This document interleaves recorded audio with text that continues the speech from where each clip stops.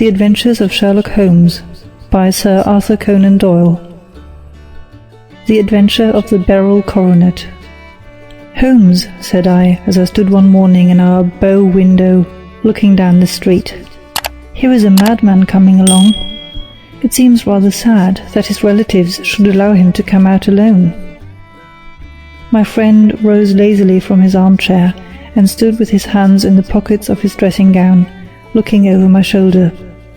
It was a bright, crisp February morning, and the snow of the day before still lay deep upon the ground, shimmering brightly in the wintry sun. Down the centre of Baker Street it had been ploughed into a brown, crumbly band by the traffic.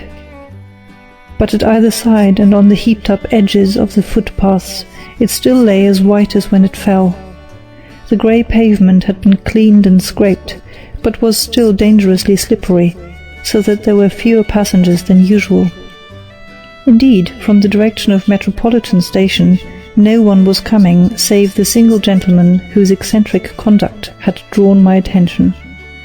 He was a man of about 50, tall, portly, and imposing, with a massive, strongly marked face and a commanding figure. He was dressed in a sombre yet rich style, in black frock coat, shining hat, neat brown gaiters, and well-cut pearl-grey trousers. Yet his actions were an absurd contrast to the dignity of his dress and features, for he was running hard, with occasional little springs, such as a weary man gives who is little accustomed to set any tax upon his legs. As he ran, he jerked his hands up and down, waggled his head and writhed his face into the most extraordinary contortions. "What on earth can be the matter with him?" I asked. "He is looking up at the numbers of the houses." "I believe that he is coming here," said Holmes, rubbing his hands. "Here?" "Yes, I rather think he is coming to consult me professionally. I think that I recognize the symptoms. Ha! Did I not tell you?" As he spoke, the man, puffing and blowing, rushed at our door and pulled at our bell until the whole house resounded with the clanging. A few moments later he was in our room, still puffing, still gesticulating, but with so fixed a look of grief and despair in his eye that our smiles were turned in an instant to horror and pity. For a while he could not get his words out, but swayed his body and plucked at his hair, like one who has been driven to the extreme limits of his reason. Then, suddenly springing to his feet, he beat his head against the wall with such force that we both rushed upon him and tore him away to the centre of the room. Sherlock Holmes pushed him down into the easy-chair and, sitting beside him, patted his hand and chatted with him in the easy, soothing tones which he knew so well how to employ. "You have come to tell me your story, have you not?" said he. "You are fatigued with your haste. Pray wait until you have recovered yourself, and then I shall be most happy to look into any little problem which you may submit to me." The man sat for a minute or more with a heaving chest, fighting against his emotion. Then he passed his handkerchief over his brow, set his lips tight, and turned his face towards us. "No doubt you think me mad," said he. "I see that you have had some great trouble," responded Holmes. "God knows I have. A trouble which is enough to unseat my reason, so sudden and so terrible is it. Public disgrace I might have faced, although I am a man whose character has never yet borne a stain. Private affliction also is the lot of every man, but the two coming together, and in so frightful a form, have been enough to shake my very soul.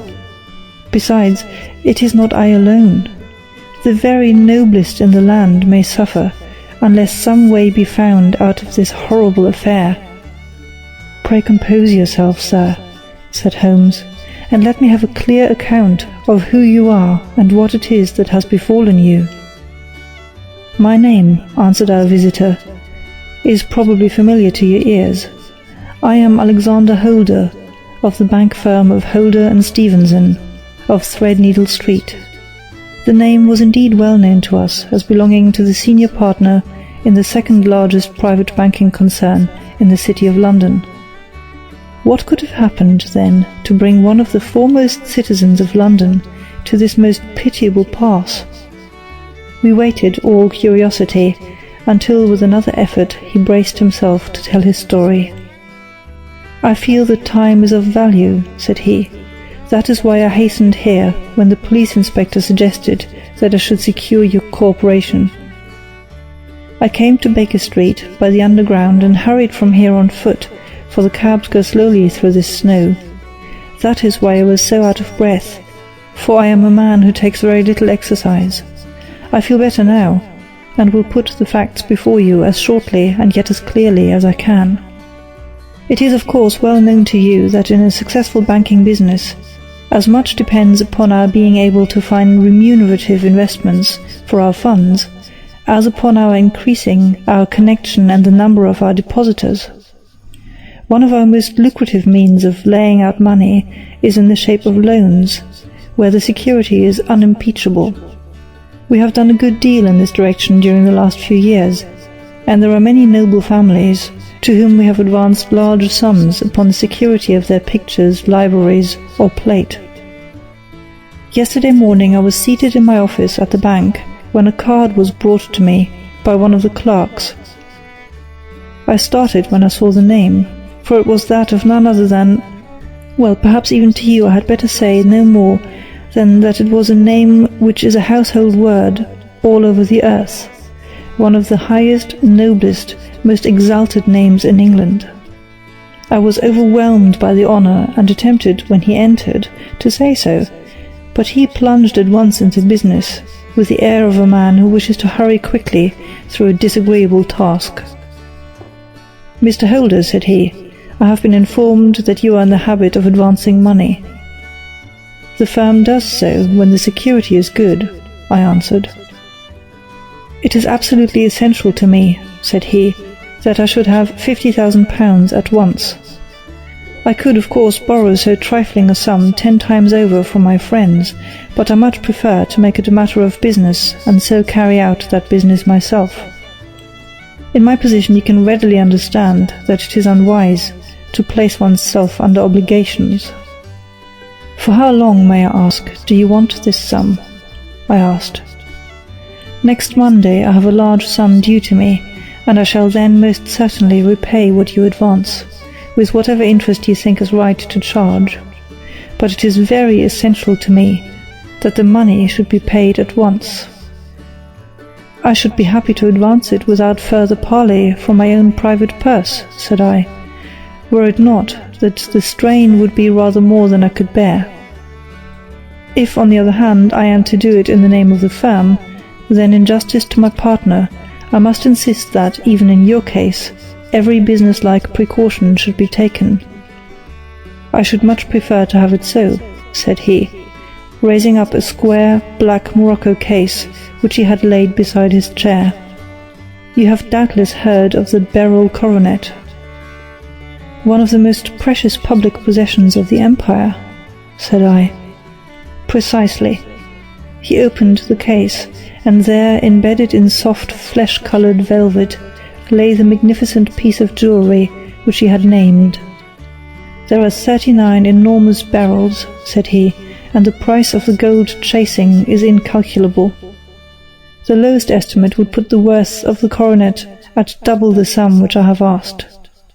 I am prepared to leave it with you as my security." I took the precious case into my hands and looked in some perplexity from it to my illustrious client. "You doubt its value?" he asked. "Not at all. I only doubt the propriety of my leaving it. You may set your mind at rest about that.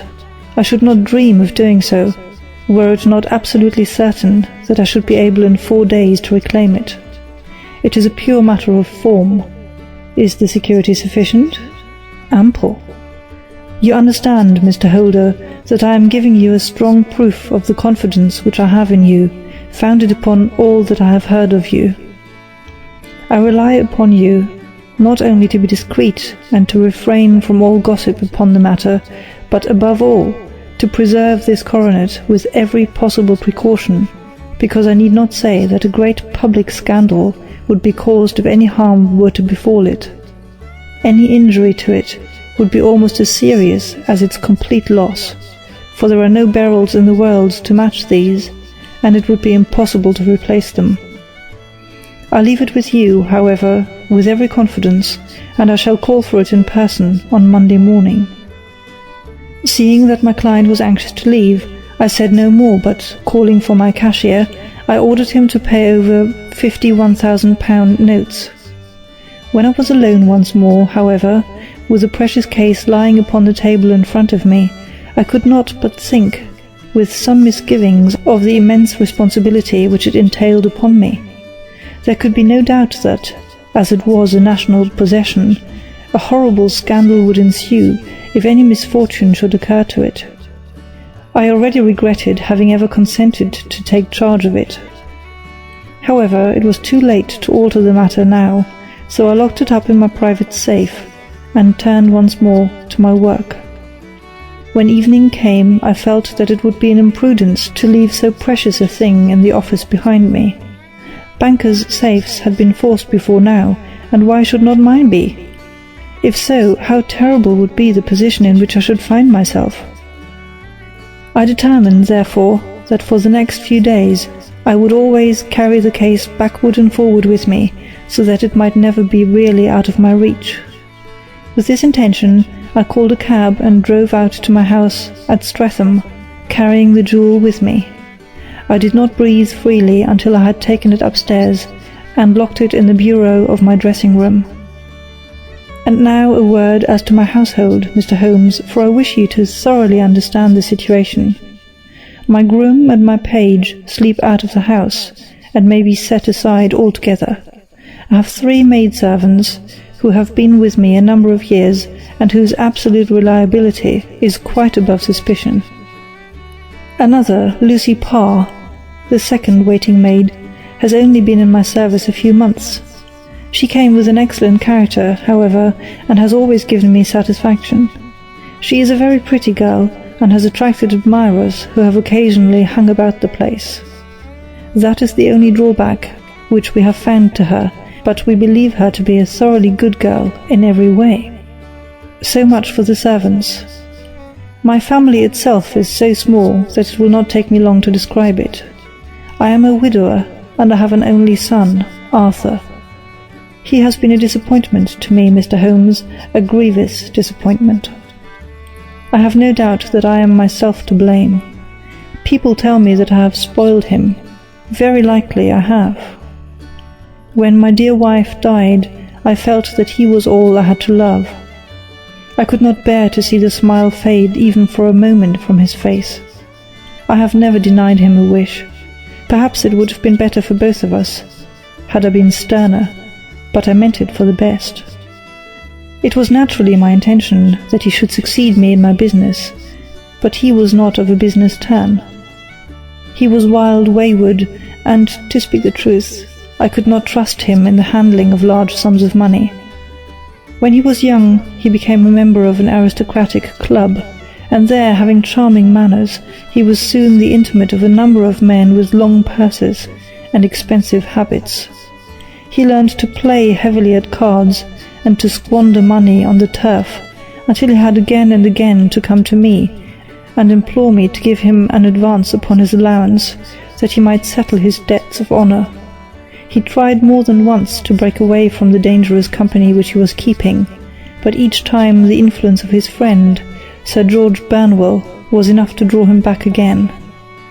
And indeed I could not wonder that such a man as Sir George Burnwell should gain an influence over him, for he has frequently brought him to my house, and I have found myself that I could hardly resist the fascination of his manner. He is older than Arthur, a man of the world to his fingertips, one who had been everywhere, seen everything, a brilliant talker, and a man of great personal beauty.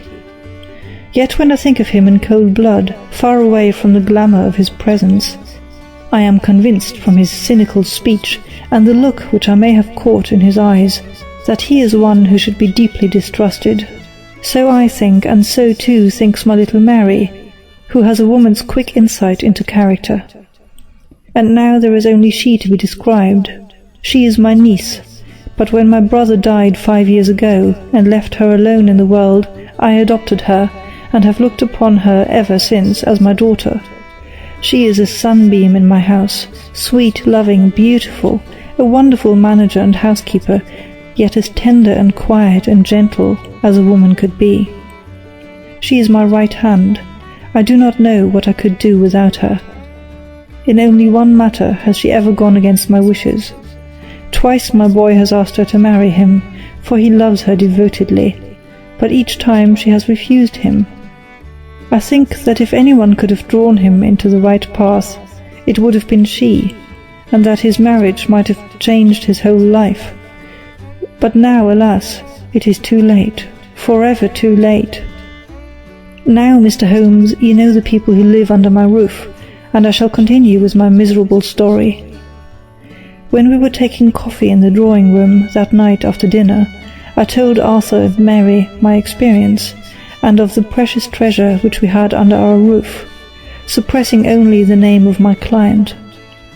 Lucy Parr, who had brought in the coffee, had, I am sure, left the room, but I cannot swear that the door was closed. Mary and Arthur were much interested and wished to see the famous coronet, but I thought it better not to disturb it. "Where have you put it?" asked Arthur. "In my own bureau." "Well, I hope to goodness the house won't be burgled during the night," said he. "It is locked up," I answered. "Oh, any old key will fit that bureau. When I was a youngster I've opened it myself with the key of the box-room cupboard." He often had a wild way of talking, so that I thought little of what he said. He followed me to my room, however, that night with a very grave face. "Look here, Dad," said he with his eyes cast down. "Can you let me have £200? "No, I cannot," I answered sharply. "I have been far too generous with you in money matters." "You have been very kind," said he, "but I must have this money, or else I can never show my face inside the club again." "And a very good thing too," I cried. "Yes, but you would not have me leave it a dishonoured man," said he. "I could not bear the disgrace. I must raise the money in some way, and if you will not let me have it, then I must try other means." I was very angry, for this was the third demand during the month. "You shall not have a farthing from me," I cried, on which he bowed and left the room without another word. When he was gone I unlocked my bureau, made sure that my treasure was safe, and locked it again. Then I started to go round the house to see that all was secure, a duty which I normally leave to Mary, but which I thought it well to perform myself that night. As I came down the stairs I saw Mary herself at the side window of the hall, which she closed and fastened as I approached. "Tell me, Dad," she said, looking, I thought, a little disturbed, "did you give Lucy, the maid, leave to go out tonight?" "Certainly not. She came in just now by the back door. I have no doubt that she has only been to the side gate to see someone, but I think that it is hardly safe, and should be stopped." "You must speak to her in the morning, or I will if you prefer it. Are you sure that everything is fastened?" "Quite sure, Dad." "Then good night." I kissed her and went up to my bedroom again, where I was soon asleep. I am endeavouring to tell you everything, Mr. Holmes, which may have any bearing upon the case, but I beg that you will question me upon any point which I do not make clear. On the contrary, your statement is singularly lucid. I come to a part of my story now which I should wish to be particularly so. I am not a very heavy sleeper, and the anxiety in my mind tended, no doubt, to make me even less so than usual. About 2 in the morning, then, I was awakened by some sound in the house. It had ceased ere I was wide awake, but it had left an impression behind, as though a window had gently closed somewhere. I lay listening with all my ears. Suddenly, to my horror, there was a distinct sound of footsteps moving softly in the next room. I slipped out of bed, all palpitating with fear, and peeped round the corner of my dressing-room door. "Arthur!" I screamed. "You villain! You thief! How dare you touch that coronet?" The gas was half up, as I had left it, and my unhappy boy, dressed only in his shirt and trousers, was standing beside the light, holding the coronet in his hands. He appeared to be wrenching at it, or bending it with all his strength. At my cry he dropped it from his grasp, and turned as pale as death. I snatched it up and examined it. One of the gold corners, with 3 of the barrels in it, was missing. "You blackguard!" I shouted, beside me with rage. "You have destroyed it! You have dishonored me forever! Where are the jewels which you have stolen?" "Stolen?" he cried. "Yes, thief!" I roared, shaking him by the shoulder. "There are none missing. There cannot be any missing," said he. "There are 3 missing, and you know where they are. Must I call you a liar as well as a thief? Did I not see you trying to tear off another piece?" "You have called me names enough," said he. "I will not stand it any longer. I shall not say another word about this business, since you have chosen to insult me. I will leave your house in the morning and make my own way in the world." "You shall leave it in the hands of the police," I cried, half mad with grief and rage. "I shall have this matter probed to the bottom." "You shall learn nothing from me," said he with a passion such as I should not have thought was in his nature. "If you choose to call the police, let the police find what they can." By this time the whole house was astir, for I had raised my voice in my anger. Mary was the first to rush into my room, and at the sight of the coronet and of Arthur's face, she read the whole story and with a scream fell down senseless on the ground. I sent the housemaid for the police, and put the investigation into their hands at once. When the inspector and a constable entered the house, Arthur, who had stood sullenly with his arms folded, asked me whether it was my intention to charge him with theft. I answered that it had ceased to be a private matter, but had become a public one, since the ruined coronet was national property. I was determined that the law should have its way in everything. "At least," he said, "you will not have me arrested at once. It would be to your advantage as well as mine, if I might leave the house for 5 minutes." "That you may get away, or perhaps that you may conceal what you have stolen," said I. And then, realizing the dreadful position in which I was placed, I implored him to remember that not only my honor, but that of one who was far greater than I was at stake, and that he threatened to raise a scandal which would convulse the nation. He might avert it all if he would but tell me what he had done with the 3 missing stones. "You may as well face the matter," said I. "You have been caught in the act, and no confession could make your guilt more heinous. If you but make such reparation as is in your power, by telling us where the barrels are, all shall be forgiven and forgotten." "Keep your forgiveness for those who ask for it," he answered, turning away from me with a sneer. I saw that he was too hardened for any words of mine to influence him.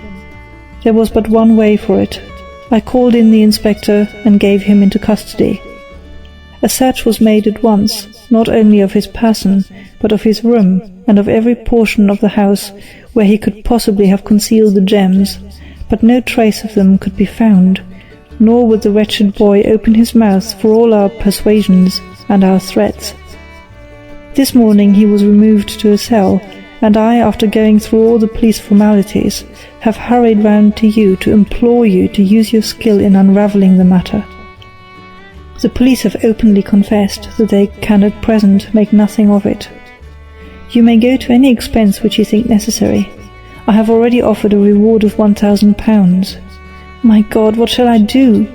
I have lost my honour, my gems, and my son in one night. Oh, what shall I do?"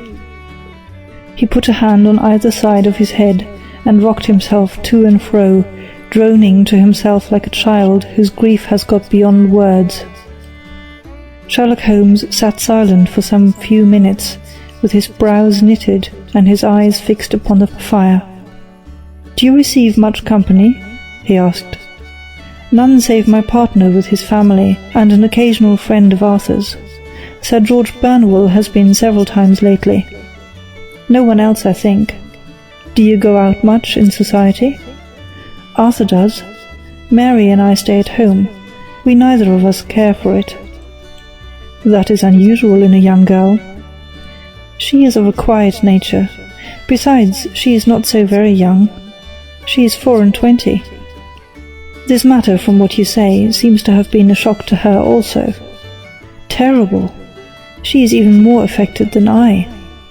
You have neither of you any doubt as to your son's guilt?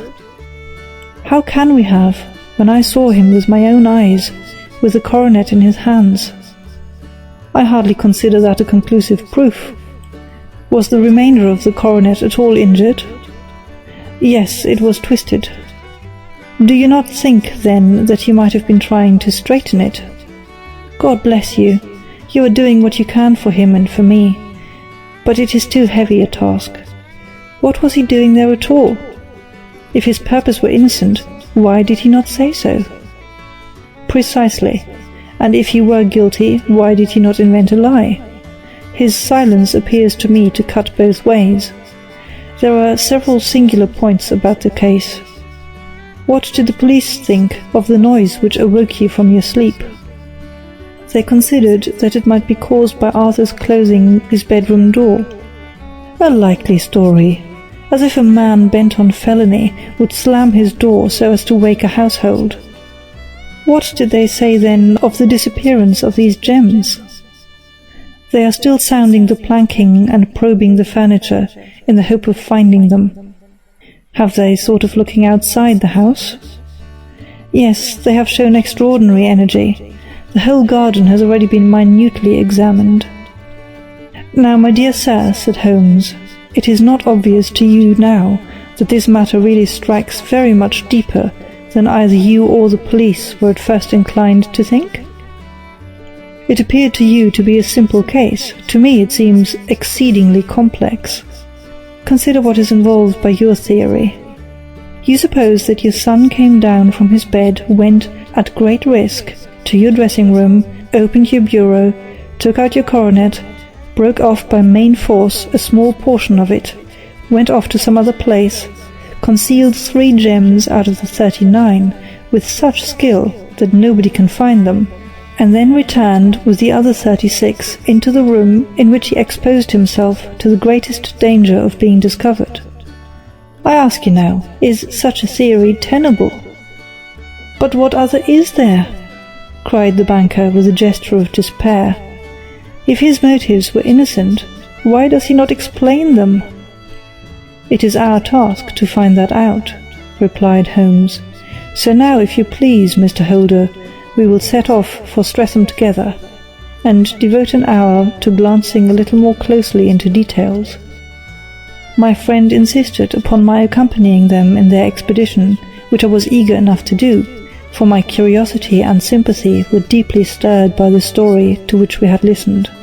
I confess that the guilt of the banker's son appeared to me to be as obvious as it did to his unhappy father, but still I had such faith in Holmes' judgment that I felt that there must be some grounds for hope, as long as he was dissatisfied with the accepted explanation. He hardly spoke a word the whole way out to the southern suburb, but sat with his chin upon his breast and his hat drawn over his eyes, sunk in the deepest thought.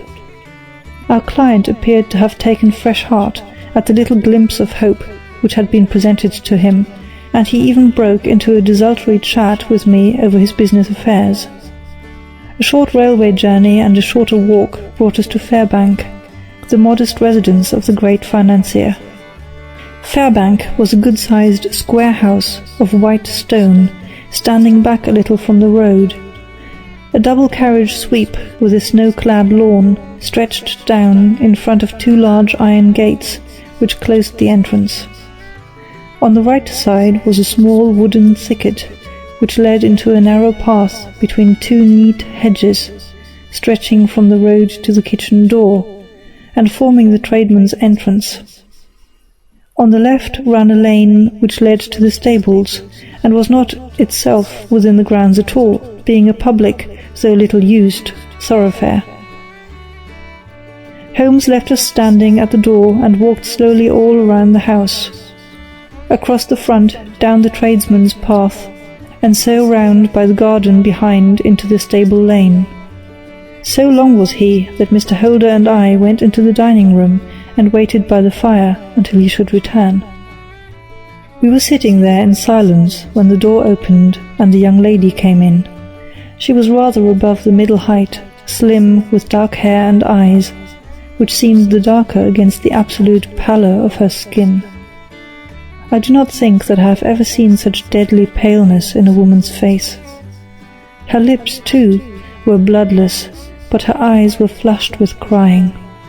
As she swept silently into the room, she impressed me with a greater sense of grief than the banker had done in the morning, and it was the more striking in her as she was evidently a woman of strong character, with immense capacity for self-restraint. Disregarding my presence, she went straight to her uncle and passed her hand over his head with a sweet womanly caress. "You have given orders that Arthur should be liberated, have you not, Dad?" she asked. No, my girl. The matter must be probed to the bottom.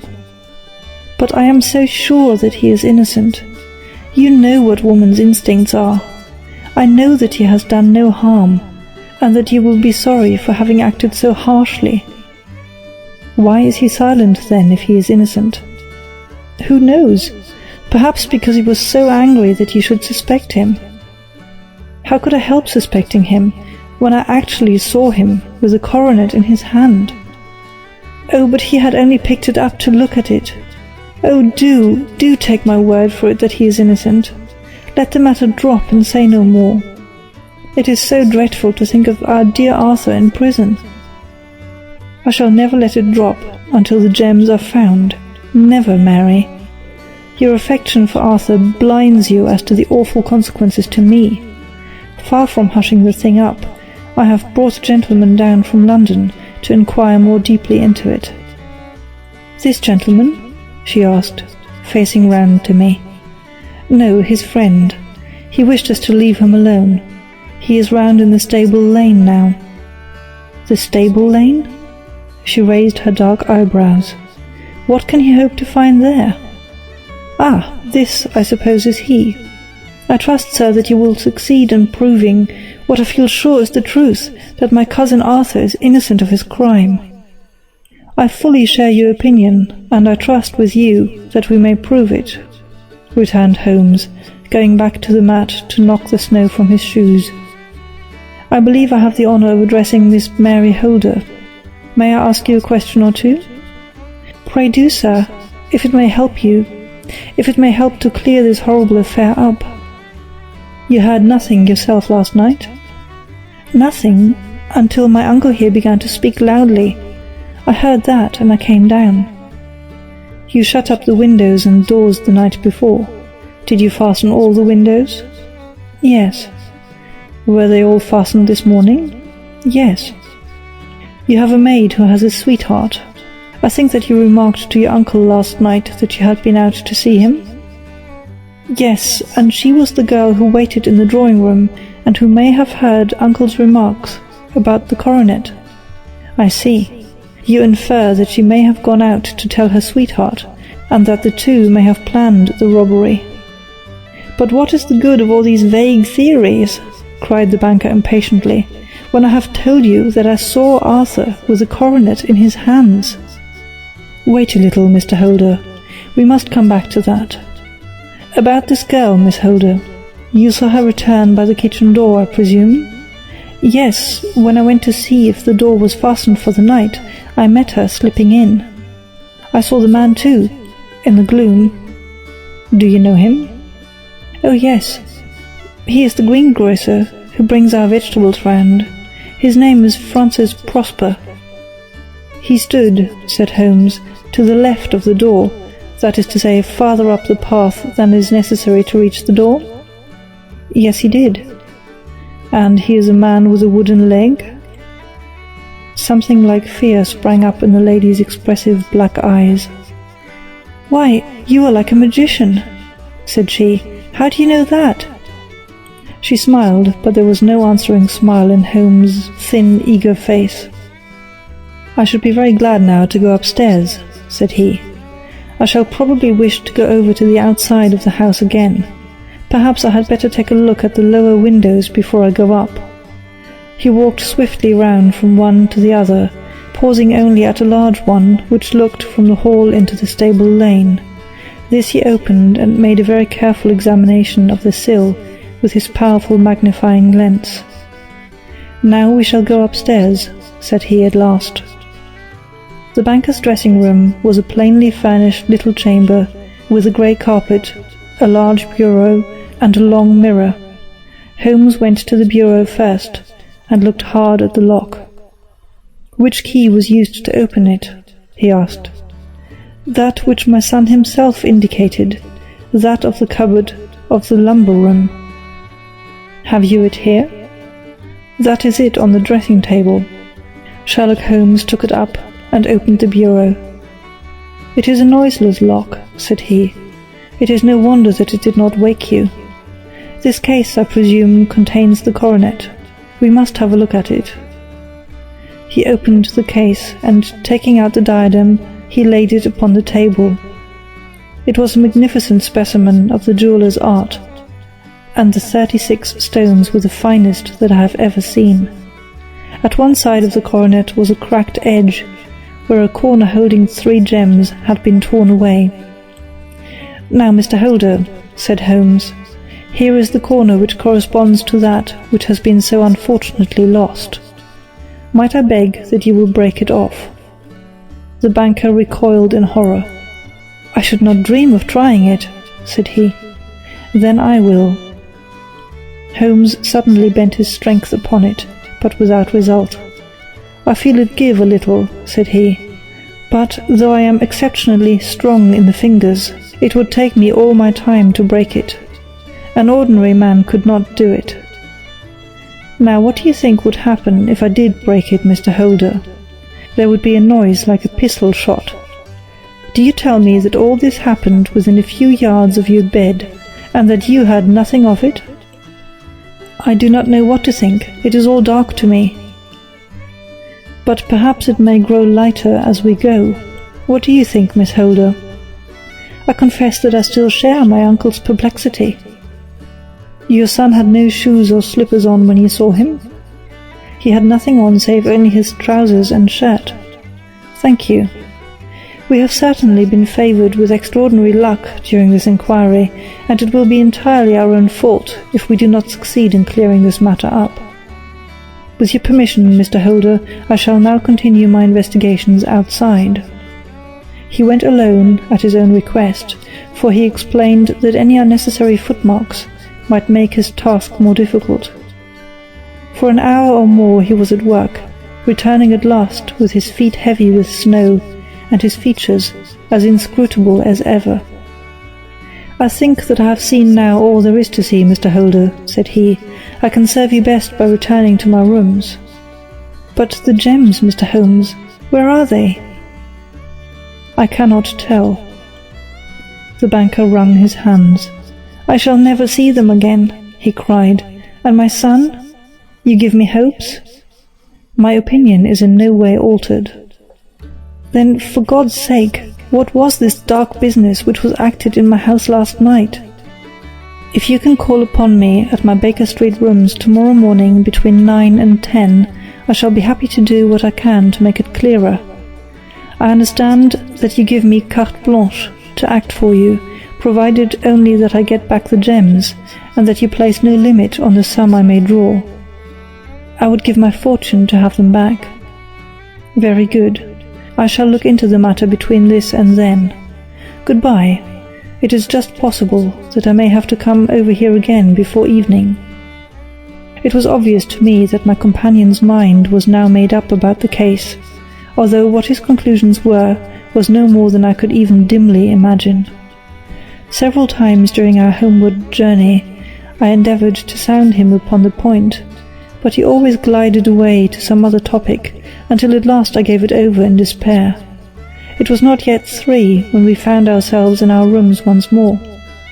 He hurried to his chamber and was down again in a few minutes, dressed as a common loafer, with his collar turned up, his shiny seedy coat, his red cravat, and his worn boots. He was a perfect sample of the class.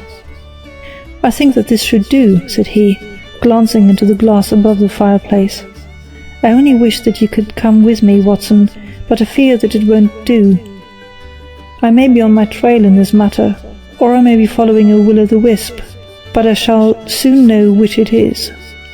I hope that I may be back in a few hours." He cut a slice of beef from the joint upon the sideboard, sandwiched it between 2 rounds of bread, and thrusting this rude meal into his pocket, he started off upon his expedition. I had just finished my tea when he returned, evidently in excellent spirits, swinging an old elastic-sided boot in his hand. He chucked it down into a corner, and helped himself to a cup of tea. "I only looked in as I passed," said he. "I am going right on." "Where to?" "Oh, to the other side of the West End. It may be some time before I get back. Don't wait up for me in case I should be late." "How are you getting on?" "Oh, so-so. Nothing to complain of. I have been out to Streatham since I saw you last, but I did not call at the house. It is a very sweet little problem, and I would not have missed it for a good deal. However, I must not sit gossiping here, but must get these disreputable clothes off, and return to my highly respectable self."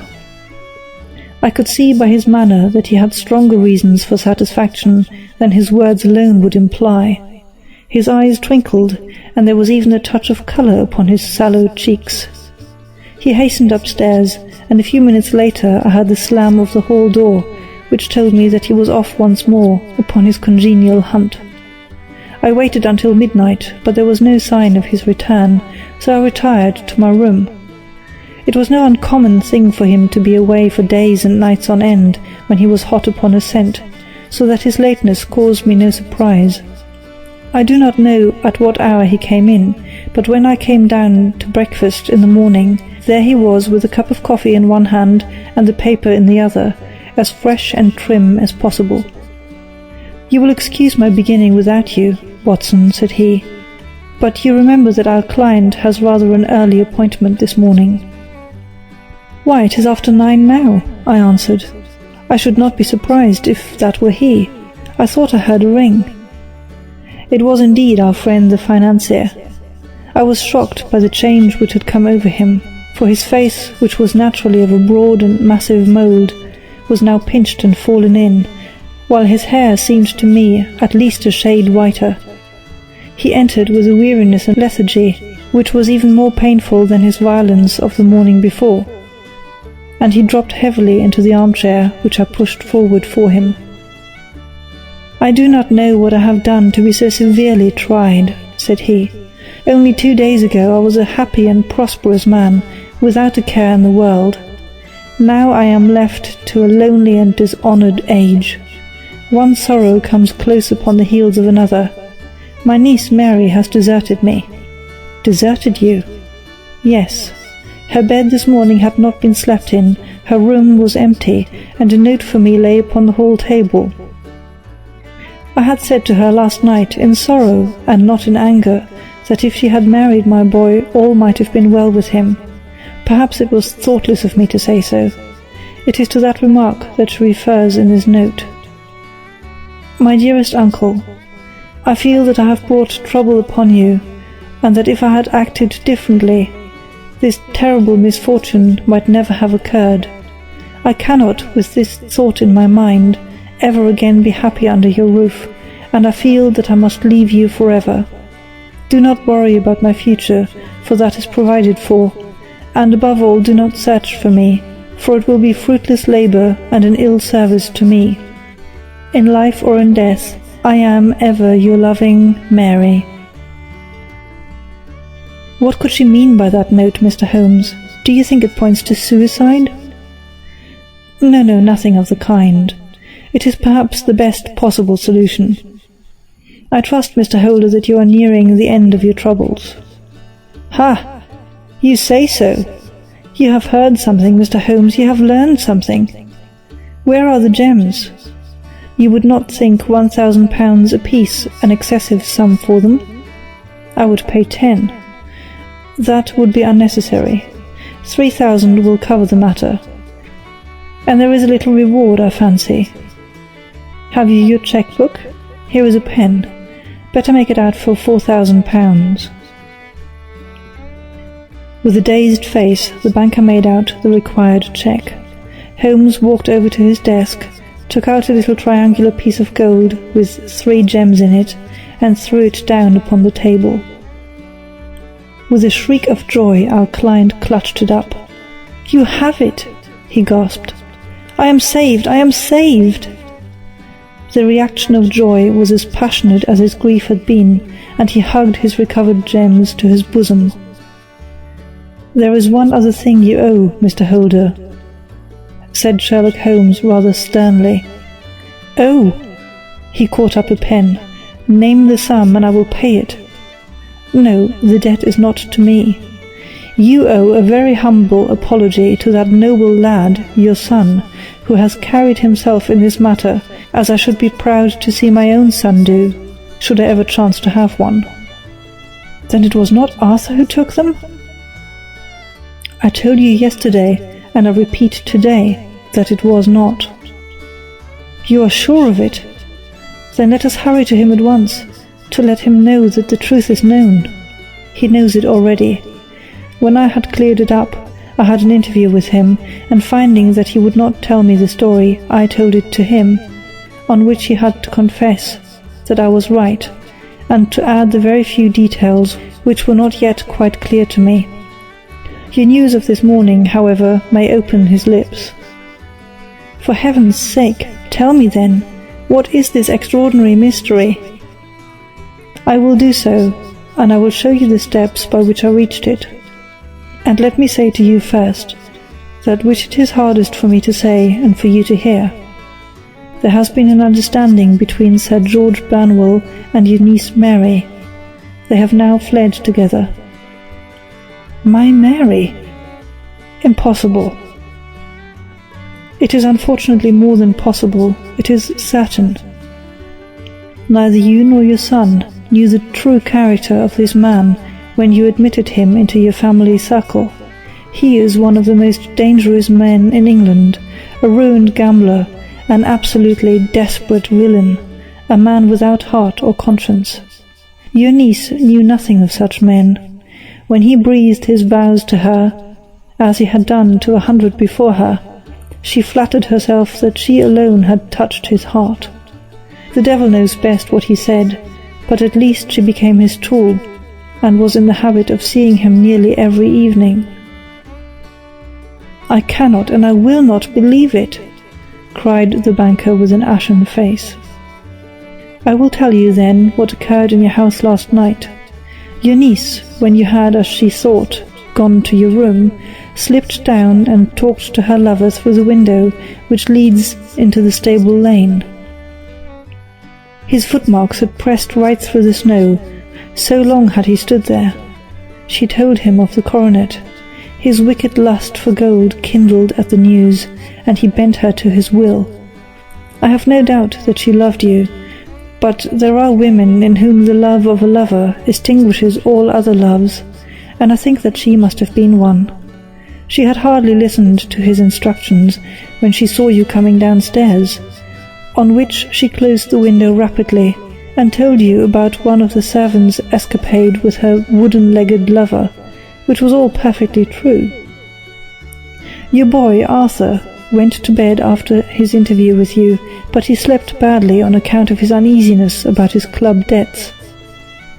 In the middle of the night he heard a soft tread pass his door, so he rose and, looking out, was surprised to see his cousin walking very stealthily along the passage until she disappeared into your dressing-room. Petrified with astonishment, the lad slipped on some clothes and waited there in the dark to see what would come of this strange affair.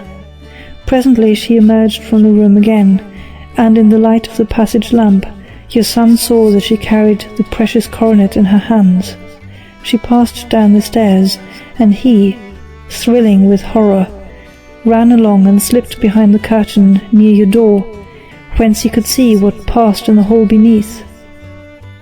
He saw her stealthily open the window, hand out the coronet to someone in the gloom, and then, closing it once more, hurry back to her room, passing quite close to where he stood, hid behind the curtain. As long as she was on the scene, he could not take any action without a horrible exposure of the woman whom he loved. But the instant that she was gone, he realized how crushing a misfortune this would be for you, and how all-important it was to set it right. He rushed down, just as he was, in his bare feet, opened the window, sprang out into the snow, and ran down the lane, where he could see a dark figure in the moonlight. Sir George Banwell tried to get away, but Arthur caught him, and there was a struggle between them, your lad tugging at one side of the coronet, and his opponent at the other. In the scuffle, your son struck Sir George and cut him over the eye.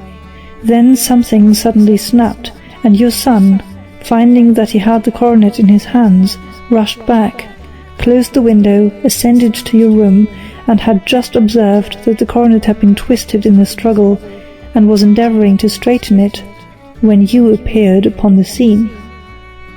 "Is it possible?" gasped the banker.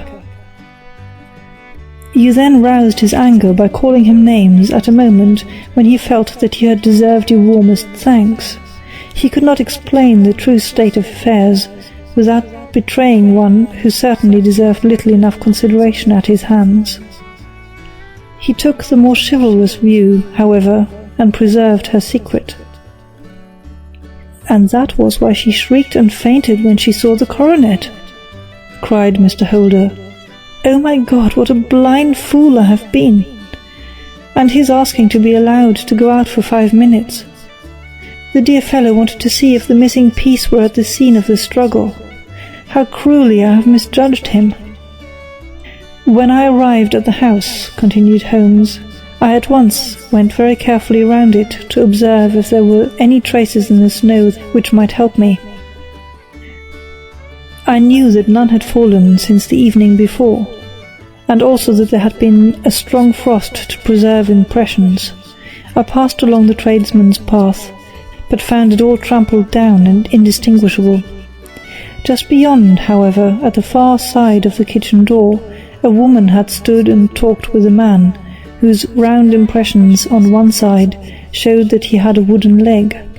I could even tell that he had been disturbed, for the woman had run back swiftly to the door, as was shown by the deep toe and light heel marks, while Wooden Leg had waited a little and then had gone away.